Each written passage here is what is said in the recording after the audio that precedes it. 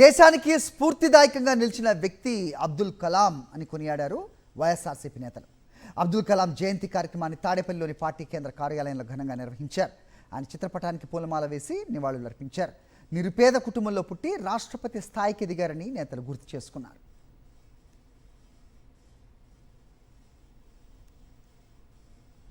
దేశానికి రాష్ట్రపతిగా, ఎందుకంటే ఆయన సమాజం పట్ల ఆయనకు ఉన్నటువంటి అవగాహన కానీ, ఆయనలో ఉన్నటువంటి దేశభక్తి కానీ, నిరంతరం కూడా దేశానికి సేవ చేయాలనే ఆ దేశభక్తి ఆయన్ని రాష్ట్రపతి దగ్గరికి తీసుకువెళ్ళినటువంటి పరిస్థితులు.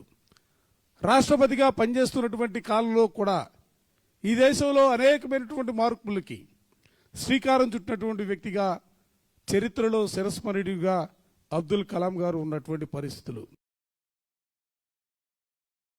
మిసైల్ మ్యాన్ ఆఫ్ ఇండియా అనే బిరుదు కూడా తెచ్చుకున్నారు. ఎప్పుడు దేశానికి ఏం చేయాలి అని తపన పడుతూ ఉండే వ్యక్తి. అతను ఎందరికో స్ఫూర్తిదాయకం. చనిపోతూ కూడా, అతను చనిపోయేటప్పుడు కూడా విద్యార్థులకు ఉపన్యాసం ఇస్తూ చనిపోవడం అంటే, అతను లాస్ట్ మినిట్ వరకు కూడా సేవ చేస్తూ, ప్రజలకు సేవ చేస్తూ చనిపోయారు. అలాంటి గొప్ప వ్యక్తి ఈ దేశానికి, అలాగే మనందరికి కూడా ఎంతో ఆదర్శనీయులు.